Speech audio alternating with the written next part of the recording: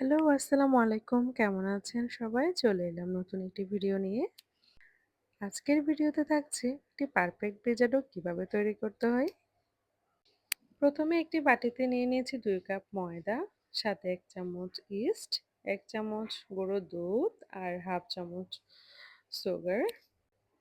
নিয়ে নিলাম একটু সল্ট পরিমাণ মতো, সাথে একটা ডিম ভেঙে দিলাম। তারপর অ্যাড করে দিয়েছি সাদা তেল ১ চামচের মতো। তারপর ভালোভাবে মেখে নেব। কামিটা ভালোভাবে মেখে নেওয়ার পর দিয়ে দিলাম একটু কুসুম গরম পানি। তারপর আরেকটু ভালোভাবে মেখে নেব। অবশ্য এ পর্যায়টা একটু খুবই বিরক্তিকর, কারণ হাতে সব আটা লেগে থাকে। বিরক্ত লাগে। তারপরেও করার কিছু নেই। একটা পারফেক্ট পিজা ডো করতে একটু কষ্ট তো করতেই হবে। তারপর ভালোভাবে মতে খামিটাকে একটা হাঁড়িতে, গভীর হাঁড়িতে একটু তেল মেখে রেখে দিলাম, যাতে পিজা ডোটা ভালোভাবে ফুলোটার জন্য নিজের জায়গা করে নিতে পারে। এরপর দেখলেন তো আমার পিজা ডোটা কিভাবে ফুলে উঠেছে, তার মানে পারফেক্ট একটি পিজা ডো রেডি। তারপর এটা হচ্ছে বেলুন দিয়ে একটু পরোটার মতো করে সাথে উপরে একটু পিজা সস দিয়ে দিলাম। আমার পিজা সসটা রেডিমেড ছিল।